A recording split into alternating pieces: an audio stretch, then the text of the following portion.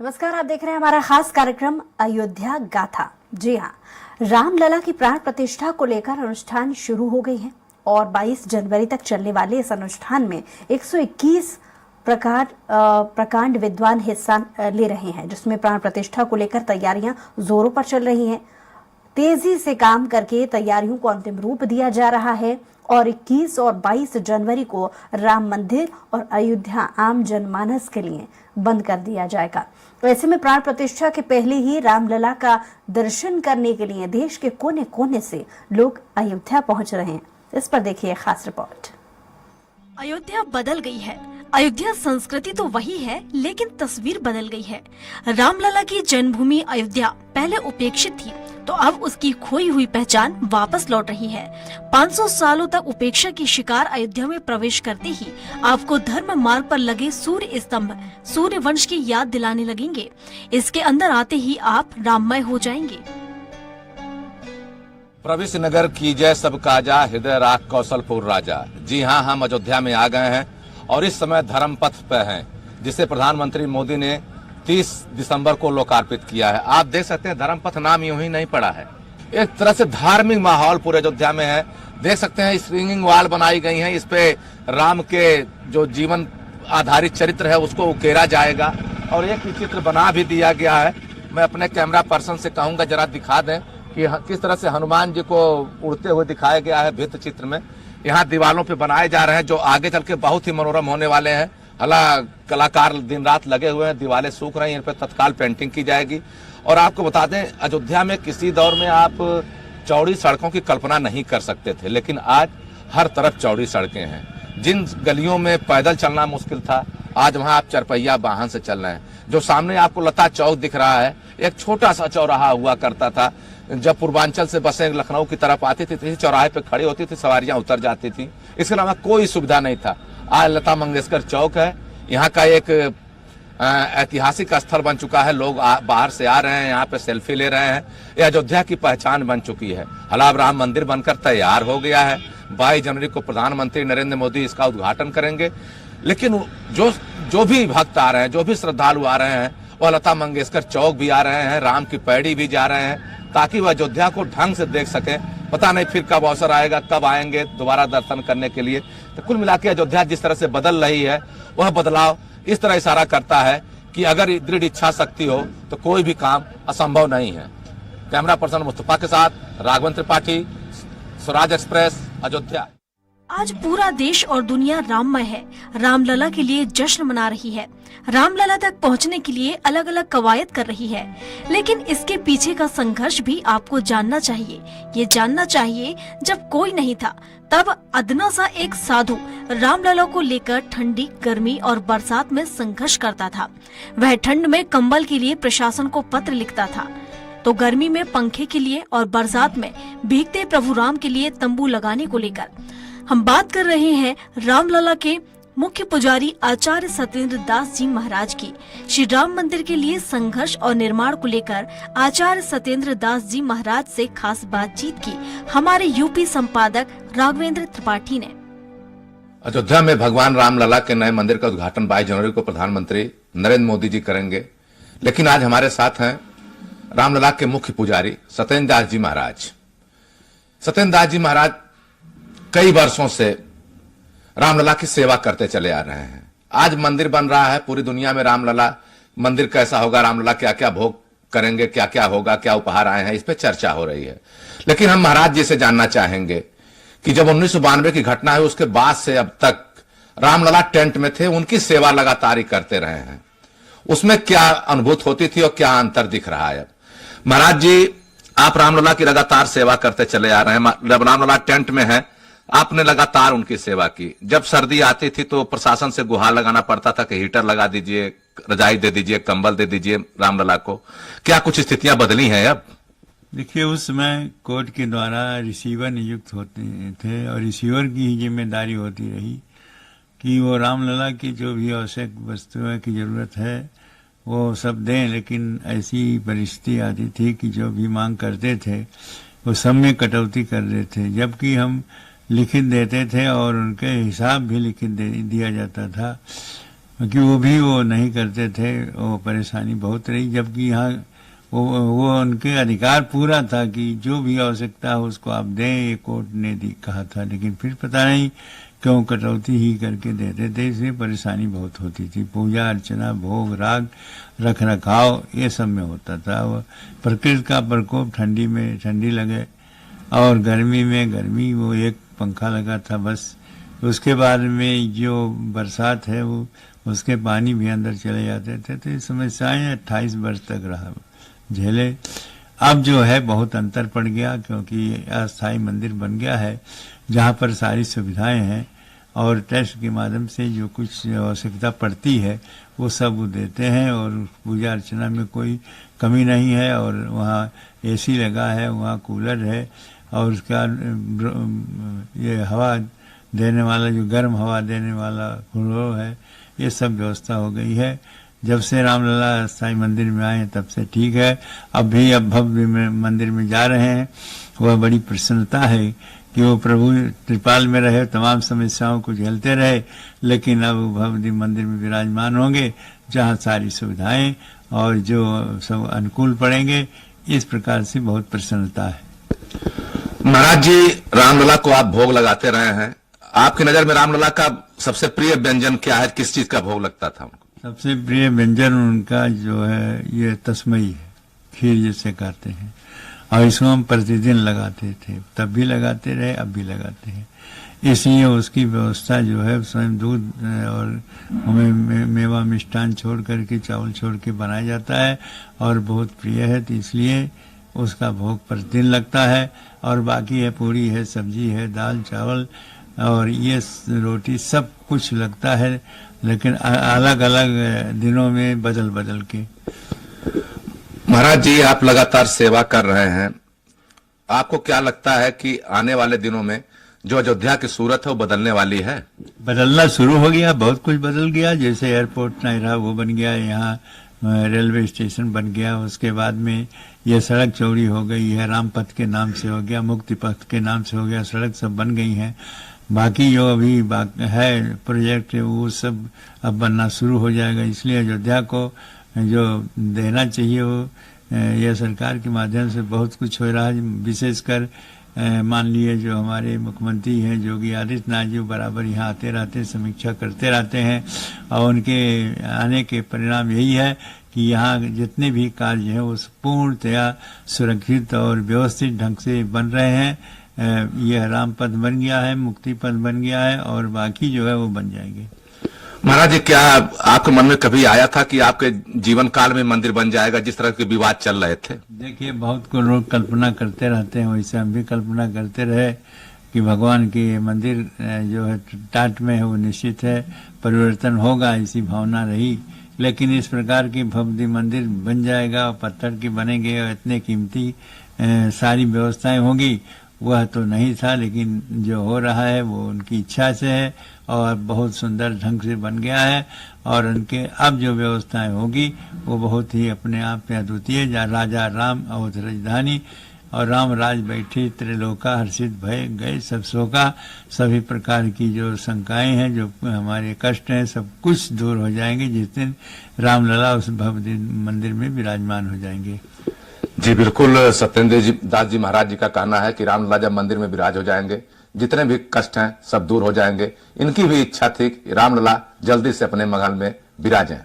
Camera person Mustafa के साथ Raghavan Tripathi, Swaraj express, Ayodhya. जीत और हार के इतर नए आयाम को लिखकर इकबाल कायम करने वाले इकबाल अंसारी आहत हैं। वह राम मंदिर बनने से नहीं बल्कि धनीपुर में मस्जिद नहीं बनने से आहत हैं। राम मंदिर से वह बेहद खुश हैं। उनका कहना है कि कोर्ट ने आदेश दिया, राम मंदिर तैयार है, पूजा पाठ शुरू हो गई है, इससे अच्छा कुछ भी नहीं है। इसके चलते ही अयोध्या में विकास की गंगा बह रही है। बाबरी मस्जिद के मुद्दई इकबाल अंसारी ने पीएम मोदी और सीएम योगी की खूब तारीफ की और कहा कि योगी मोदी की सरकार में बिना किसी भेदभाव के विकास हो रहा है। बाबरी मस्जिद के मुद्दई रहे इकबाल अंसारी के पहले उनके पिता मरहूम हाशिम अंसारी मुद्दई थे। वह 1949 से मुकदमा लड़ रहे थे। उनके देहांत के बाद इकबाल अंसारी ने यह जिम्मेदारी संभाली। पूरे प्रकरण पर इकबाल अंसारी क्या कहते हैं, सुनिए। किसी भी संघर्ष में जीत और हार से बड़ी बात होती है जज्बात की। आप जब अपनी मुद्दों को लेकर के, अपनी हक और हुकूक को लेकर के जब आप लड़ाई लड़ते हैं तो या फिर जीत मिलेगी हार, लेकिन उसके ऊपर का जो इकबाल लिखे हैं वो इकबाल अंसारी और इनके पिता हासिम अंसारी। 1949 से पिताजी ने संघर्ष किया, मुकदमे लड़े, जीत हार तो होती रहती है, लेकिन उसके इतर आज जो परिस्थितियां बदली है, आज की परिस्थितियों पे क्या कहेंगे?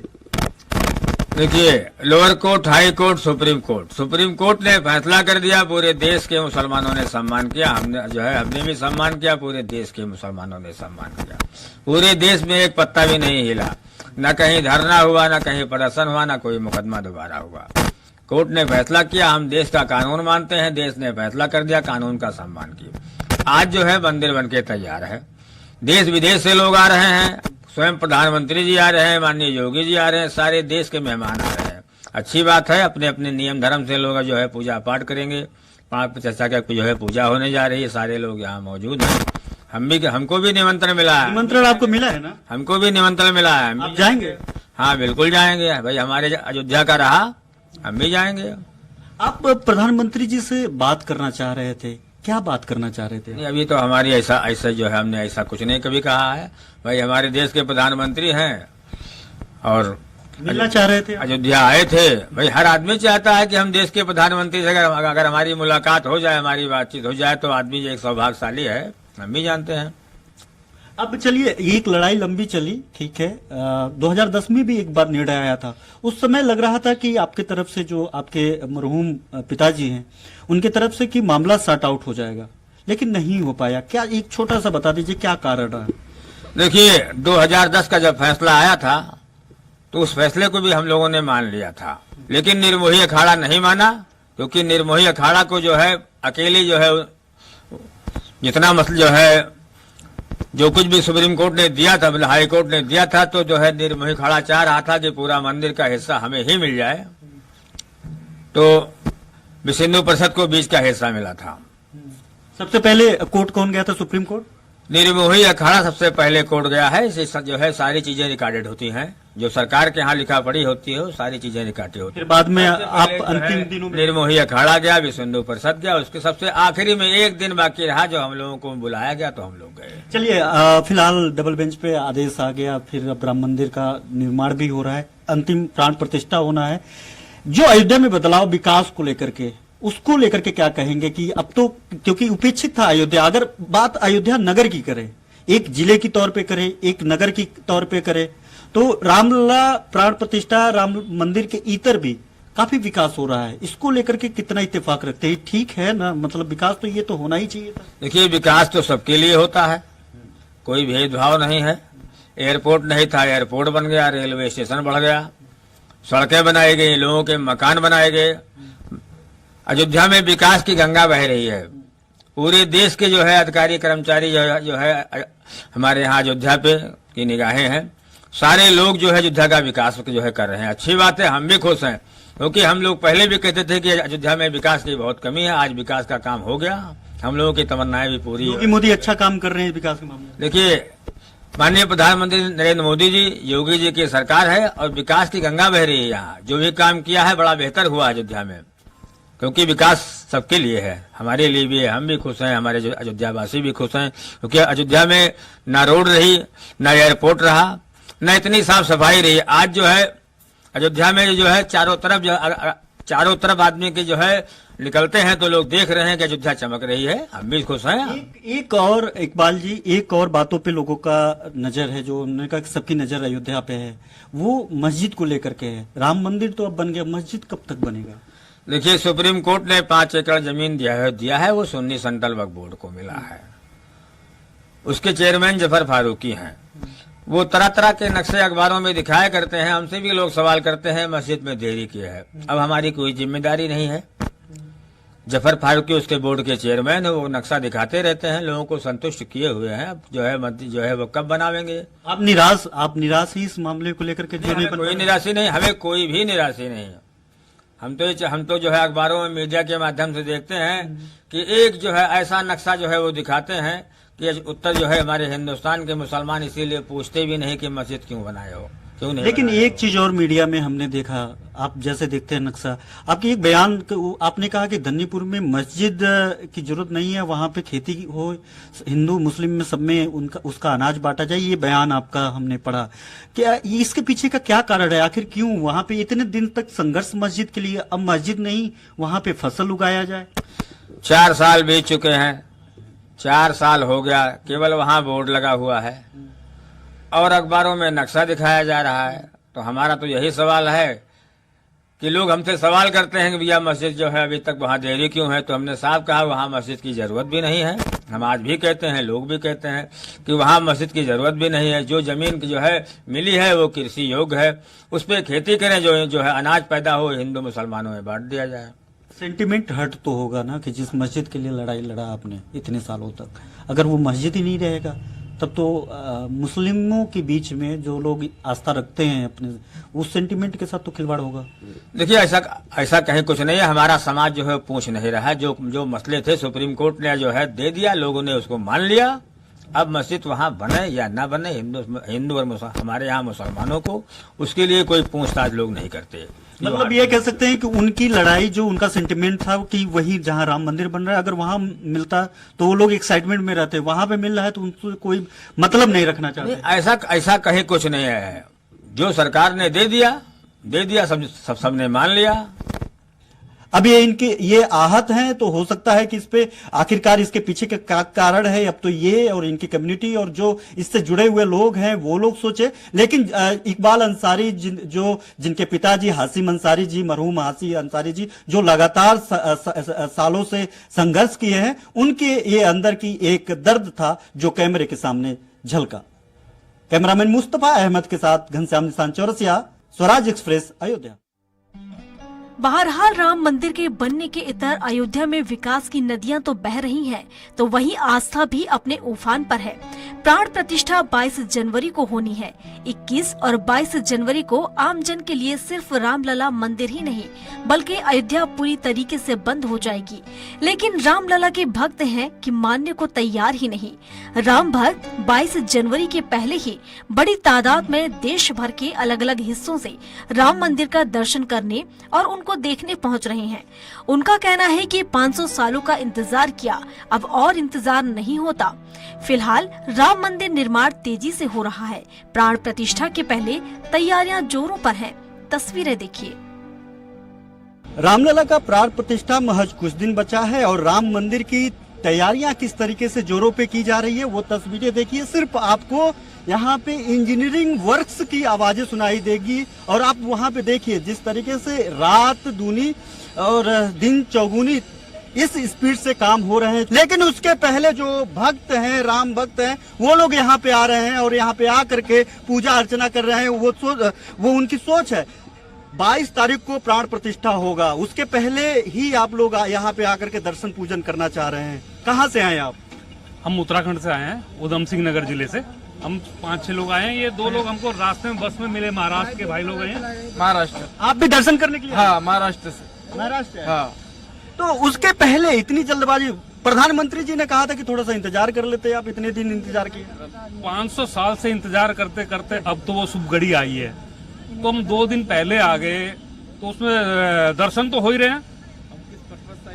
दर्शन तो हो ही रहे हैं, तो 2 दिन पहले आ गए। अभी हम 2-4 दिन बाद तक रुकने वाले हैं यहाँ पे। दर्शन दोबारा करने आएंगे जब प्रधानमंत्री जी उद्घाटन कर देंगे, प्राण प्रतिष्ठा हो जाएगी, उसका फिर पुनः आएंगे। क्या इच्छा है रामलला को देख करके? क्या लग रहा है आपको? यहाँ पे देख के बहुत अच्छा लग रहा है, बढ़िया लग रहा है। हम महाराष्ट्र से संभाजीनगर औरंगाबाद से आए हुए, क्योंकि उनका साफ तौर पे कहना है कि 500 वर्षों का इंतजार अब और सहा नहीं जाता। कैमरामैन मुस्तफा अहमद के साथ घनश्याम निशान चौरसिया, स्वराज एक्सप्रेस, अयोध्या। एक तरफ प्राण प्रतिष्ठा को लेकर तैयारी जहां अंतिम चरण में है, तो वहीं दूसरी तरफ रामलला के लिए कपड़े तैयार करने वाले टेलर शंकर लाल को ट्रस्ट से कपड़े मिलने का इंतजार है। टेलर शंकर लाल की 8 पीढ़ियां ठाकुर जी यानी भगवान राम सहित अन्य देवी देवताओं के लिए कपड़े सिलती हैं। उनकी 3 पीढ़ियां रामलला के लिए कपड़े सिल रही हैं। ट्रस्ट की तरफ से टेलर को श्री रामलला के कपड़ों के लिए नाप दे दिया गया है। जल्द ही कपड़े भी दिए जाएंगे जो रामलला को प्राण प्रतिष्ठा के दौरान पहनाए जाएंगे। साल 1992 के पहले किस तरीके से रामलला की तस्वीर थी और 1992 के बाद किस तरीके की तस्वीर है, इस पर बाबूलाल टेलर के बेटे शंकरलाल टेलर क्या कहते हैं, आप भी सुनिए। पूरा देश और दुनिया इस वक्त राममय है। मैं अयोध्या में हूँ। मैं एक ऐसे शख्सियत से आपसे रूबरू कराने जा रहा हूँ जिसकी 8 पीढ़ियां ठाकुर जी की सेवा कर रहा है, उनके लिए कपड़ा बना रहा है और रामलला के लिए भी उनकी 3 पीढ़ियां कपड़ा सिलता है। बाबूलाल टेलर के मैं यहाँ पे हूँ। आप ये कितने सालों से रामलला के लिए कपड़ा बनाते हैं? रामलला के कपड़ा आप ही सिलते हैं? हाँ, ये हमारे 1985 में ये हमारे श्री लालदास जी पुजारी थी, उनके माध्यम से श्री पिताजी हमारे श्री बाबूलाल टेलर और हमारे बड़े भाई साहब भगवत साहब पहाली और हम शंकरलाल, वहाँ हमारी ये बड़ी मशीन और एक छोटी मशीन ये गुम्बद के नीचे धरी जाती थी। जब ढांचा विभाजित ढांचा था उस समय ये दोनों मशीन हमारी वहाँ रखी जाती थी। पिताजी अमनिया करते थे, हम दोनों भाई सिलते थे। ये कर्म सन 92 तक चला। ढांचा जब गिरा तो हम लोग यहाँ चले आए। आप वहाँ पे जहाँ पे पहले ढांचा था वहाँ पे आप सिलाई करते थे? ढांचा के नीचे हमारी दोनों मशीन रखी जाती थी। अच्छा, ये इस बार जो है कपड़ा वहाँ से मिलेगा, आपको नाप मिल गया है कि आपको कितने तो कितना बड़ा नाप है? कितना आपके सामने जो हमारे सामने जो ये पोशाक रखा हुआ है ये उन्हीं साइज का है जो 41 जी की मूर्ति वर्तमान में वहाँ मौजूद है। आप ये सबसे बड़ी बात है कि ये जो साइज देख रहे हैं ये जो रामलला की प्राण प्रतिष्ठा में रामलला जो विराजमान होंगे उसकी साइज है। ये वो साइज है जिस साइज की रामलला प्राण प्रतिष्ठा के दौरान रामलला वहाँ पे विराजमान होंगे। ये वो साइज है। जो टेलर हैं उनके वो बता रहे हैं इनको वो नाप मिली है, उस नाप के जरिए अभी कपड़ा मिलना बाकी है और ये वो साइज होगा जब रामलला की प्राण प्रतिष्ठा जब होगी तब भगवान राम जब विराजमान होंगे तो इस साइज का वो कपड़ा पहनेंगे। अब के राम तो वही, लेकिन तस्वीरें बदल गई हैं।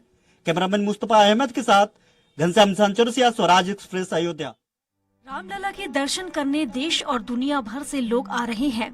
कोई सोना चांदी हीरे जेवरात लेकर आ रहा है तो कोई कपड़े तो कोई मिठाई लेकर पहुंच रहा है। वहीं रामलला के लिए कुछ न कुछ लेकर पहुंच रहे हैं लोग। रामलला के लिए कुछ न कुछ करना चाहते हैं ताकि इस ऐतिहासिक कार्य के वो भी साक्षी बन सकें। ऐसे में एक रंगोली कलाकार सुनील कुमार काम्बे मुंबई से 18 दिनों तक मोटरसाइकिल चलाकर अयोध्या पहुंचे हैं। सुनील काम्बे ने रास्ते में लगभग 20 जगहों पर रंगोली बनाकर लोगों से अपील की कि 22 तारीख को रामलला की प्राण प्रतिष्ठा के दिन जहां पर भी रहें वहां पूजा अर्चना करें, वह भगवान राम के इस ऐतिहासिक क्षण के साक्षी बने। श्री राम जन्मभूमि अयोध्या के साथ साथ पूरा देश राममय हो गया है। महाराष्ट्र से आए हुए हैं ये कलाकार जो यहाँ पे रंगोली बनाएंगे। आपका क्या नाम है? मेरा नाम सुनील कुंभार है। कहाँ से आए आप? मैं कांदे शिराळा तालुका सांगली जिला महाराष्ट्र से 1800 किलोमीटर प्रवास करके आए। 1800 किलोमीटर इसी बाइक से आए चला और आते आते 25 शहरों में 1,000 स्क्वायर फुट की यानी 20,000 स्क्वायर फुट की रंगोली बनाते बनाते इधर 1 लाख लोगों को प्रबोधन करते इधर आए हैं। किस चीज की रंगोली बनाते हैं आप? हम कलर की रंगोली बनाते हैं। बनाते बनाते उसमें संदेश लिखते हैं। क्या लिखते हैं? 22 तारीख को आप रिजर्व रखो, राखियो रखो। मतलब 22 तारीख को प्राण प्रतिष्ठा जब हो तो आप अपने आप को खाली रख करके पूजा पाठ करे, दिवाली मनाओ, महीने जैसी रंगोली बनाए ऐसी आप हर द्वार पे रंगोली बनाओ, दिए जलाओ, झंडा लहराओ, ऐसा संदेश लिखकर लोगों को बताकर जो रंगोली बनाते हो। अच्छा, रास्ते में लगभग कितने रंगोलियां आपने बनाई होगी? 20 रंगोली बनाई है। और यहाँ पे कहाँ बनाएंगे और यहाँ पे कब पहुँचे आप अयोध्या में? कल रात पहुँचे। आज सुबह इधर का सब नजारा देख लिया। अभी थोड़ी देर बाद मैं रंगोली शुरू करने वाला हूँ। कैमरामैन मुस्तफा अहमद के साथ घनश्याम चौरसिया, स्वराज एक्सप्रेस, अयोध्या। ये सारी तस्वीरें इस बात की गवाह हैं कि अयोध्या ने अपनी पुरानी पहचान पाने में वक्त तो भले ही लगाया हो, लेकिन जब पाया तो मुकब्बल पहचान पाया। यहाँ की संस्कृति बदल गई है, रास्ते बदल गए हैं, गलियाँ बदल गई हैं, मंदिर भी बदल गए हैं। बस बदला नहीं है तो वह है राम आस्था। जिस आस्था को अंतिम रूप 22 जनवरी के प्राण प्रतिष्ठा के बाद आम जनमानस के लिए खोल दिया जाएगा। स्वराज एक्सप्रेस के लिए अयोध्या से राघवेंद्र त्रिपाठी और घनश्याम निशांत चौरसिया की रिपोर्ट। और इसी के साथ ही हमारी खास पेशकश में इतना ही। कुछ और खबरों के लिए देखते रहिए स्वराज एक्सप्रेस।